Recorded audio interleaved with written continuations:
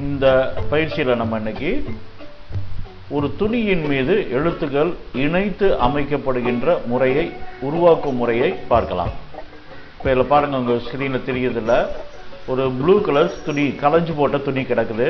அது மேலே எழுத்து பாருங்க, அதோட சேர்ந்து வந்திருக்குது. சேர்ந்து வந்திருக்குன்னா இந்த எழுத்து தனியாகவோ அந்த துணி தனியாகவோ தெரியலை. மடிப்புகளோடு கிடக்கின்ற இந்த துணிக்குள்ள அந்த எழுத்து இருக்குது பாருங்க. இந்த மடிப்பு வரக்கூடிய அந்த டார்க்கா இருக்கக்கூடிய அந்த நிழல் பகுதிகள், ஷேடோ பகுதியில எல்லாம் எழுத்து மறைஞ்சிருச்சு. அப்ப என்ன ஆகுது, இது அதோட சேர்ந்து இருக்கிற மாதிரி ஒரு அமைப்பு கிடைக்குது. இது போன்ற ஒரு அமைப்பை எப்படி உருவாக்குவது, அந்த முறையை நம்ம பார்க்கலாம். இப்போ நான் இந்த ஃபைலை க்ளோஸ் பண்ணிட்டு ஒரு துணி மட்டும் இருக்கிற ஃபைல் ஓப்பன் பண்ணிக்கிறேன். இப்போ நமக்கு துணி மட்டும் இருக்குது. இங்கே லேயர் பேலட்டில் பாருங்க, பேக்ரவுண்டு மட்டும் இருக்குது.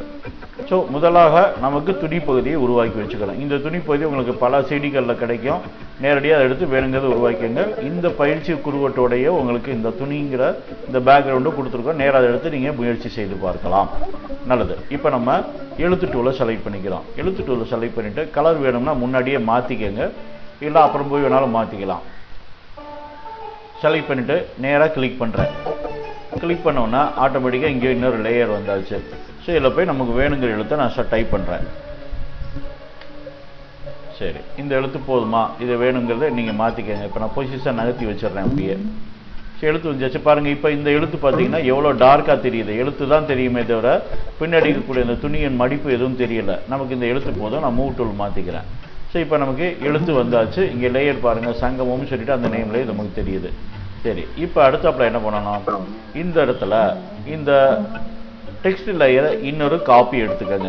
எப்போவுமே இப்படி எடுத்து பழகிக்கோங்க. ஏன்னா ஒருவேளை நம்ம செய்கிற வேலை தப்பாக போனாலும் திரும்ப நம்ம டைப் பண்ணி டயத்தை வேஸ்ட் பண்ண வேண்டாம். நேரடியாக இந்த லேயர்லேருந்து திரும்ப காப்பி எடுத்துக்கலாம். ஸோ இப்போ எனக்கு பேக்ரவுண்டு, அதுக்கு மேலே சங்கமம் காப்பின்னு ஒரு லேயர், அதை ஆன் பண்ணியிருக்கிறேன். கீழே இருந்த சங்கமங்கிறது ஆஃப் பண்ணியாச்சு. ஸோ இப்போ நமக்கு 2 லேயர் செயல்படுகின்ற நிலையில் இருக்குது.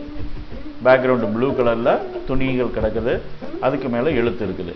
இந்த நிலையில் நேராக நீங்கள் filter, blur, Gaussian blur. So filter மெனுக்குள்ள பிளருங்கிற கட்டளை கூட காசியன் பிளருங்கிற இந்த கட்டளையை நான் இப்போ செலக்ட் பண்ணுறேன். ஒரு ஃபில்டர் மாற்ற போகிறோம். நம்ம அதுக்கு கொடுத்த உடனே ஒரு எச்சரிக்கை வருது.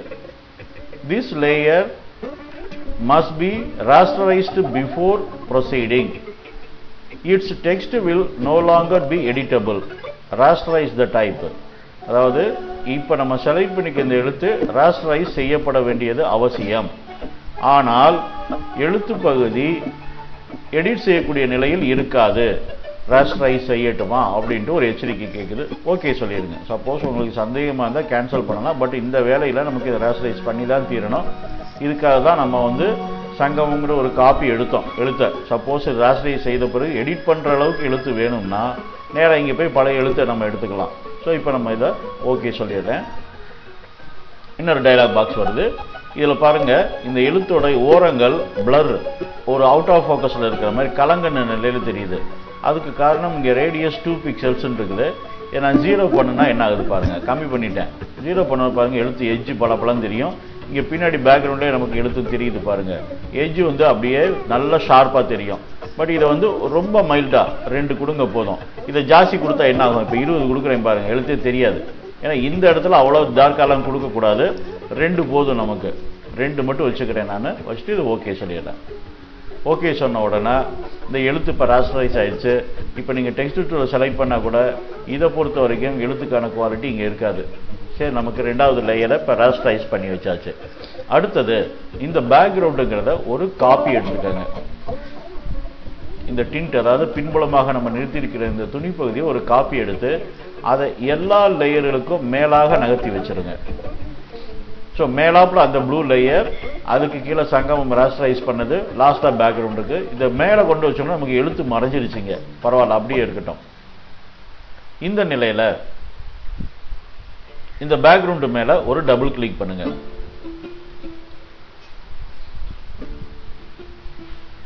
டபுள் கிளிக் பண்ணோம்னா உங்களுக்கு லேயர் ஸ்டைல், இது நம்ம வழக்கமாக உபயோகிக்கக்கூடியது, இந்த பாக்ஸ் வருது.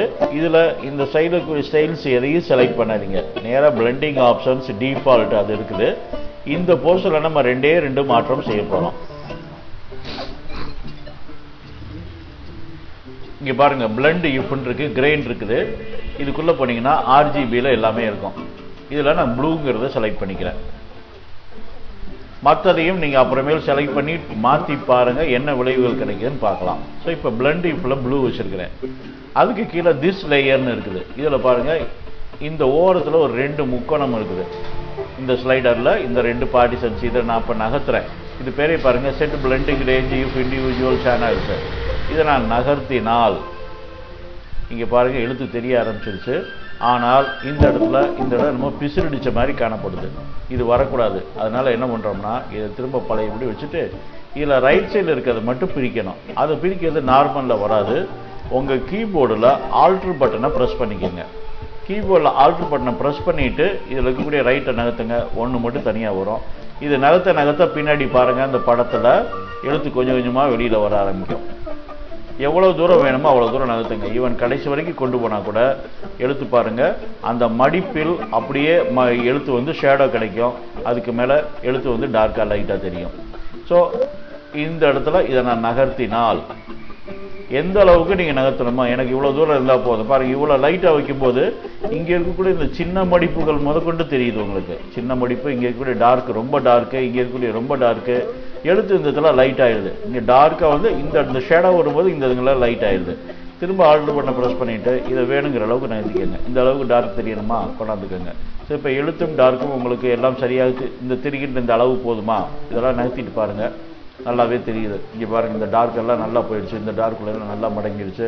இது நல்லாவே தெரிகிறதுனால நேரடியாக நான் ஓகே சொல்லிடுறேன். இவ்வளோதாங்க வேலை. பேக்ரவுண்ட் போட்டோம், அதுக்கு மேலே எழுத்து வச்சு ராஸ்டரைஸ் பண்ணோம், அதுக்கு மேலே பேக்ரவுண்ட் காப்பி வச்சோம், அதுக்கு பிளண்ட் ஆப்ஷனில் போய் 2 இடத்துல பிளண்ட் இஃப்லையும் திஸ் லேயர்லையும் நம்ம 2ஐயும் மாற்றலாம். எழுத்து இன்றைக்கி நம்ம இந்த துணியோடு கலந்து நிற்கின்ற விதத்தில் நமக்கு கிடைச்சாச்சு. ஸோ இதில் நீங்கள் சில மாற்றங்கள் செஞ்சுக்கணும். ஆரம்பத்தில் நீங்கள் செஞ்சு பழகிக்கலாம். ஒன்று எழுத்துக்கு சிவப்பு கலர் வேண்டாம், வேறு கலர் வேணுமா முதலே கொடுத்துருங்க. மஞ்சள் கலர், பச்சை கலர் எது வேணாலும் கொடுத்துக்கோங்க.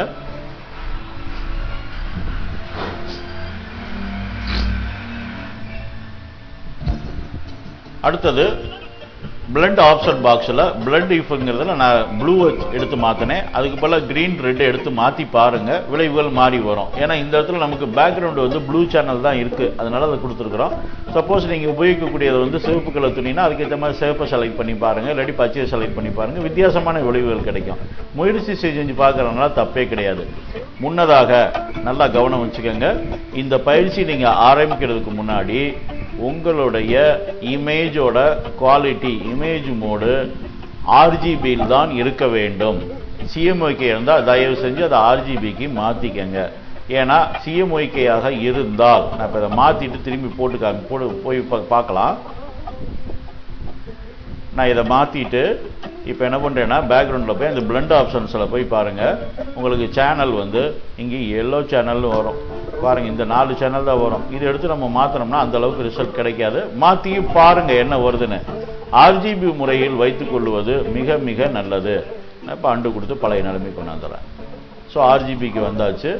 ஆர்ஜிபி முறையில் வைத்து செய்யும்போது இன்னொன்று ஆர்ஜிபி முறையில் வச்சு செய்யும்போது தான் உங்களுக்கு ஃபில்டரில் அநேகமாக எல்லா கட்டளைகளும் செயல்படும் விதத்தில் இருக்கும். இது நீங்கள் சிஎம்ஒய்கேல வச்சுருந்தீங்கன்னா பாதி கட்டளை வேலை செய்யாது. ஏன்னா எல்லாமே ஆர்ஜிபியில் தான் வேலை செய்யக்கூடிய மாதிரி உருவாக்கி இருக்கிறாங்க. பாருங்கள் இதில் 2-3 போயிடும். ஆர்டிஸ்டிக் இல்லை, ப்ரெஷ் இல்லை, இதெல்லாம் ஒர்க் ஆகாது. ஸோ அதனால் அது இல்லாத நிலையில் ஸோ இந்த மாதிரி நிலையில் நீங்கள் ஆர்ஜிபியில் வச்சு எப்போவுமே ஒர்க் பண்ணிக்கோங்க. மறக்காமல் நீங்கள் அச்சுக்கு கொண்டு போகிறீங்க, பிரிண்ட்டுக்கு கொண்டு போகிறீங்கன்னா இதை கடைசியில் சிஎம்ஐ முறைக்கு மாற்றிக்கோங்க. ஸோ புரிஞ்சிருக்குன்னு நினைக்கிறேன். உங்களுக்கு புரியலைன்னா திரும்ப ஒரு தடவை இந்த படத்தை ஓட விட்டு முயற்சி பண்ணி பாருங்கள்.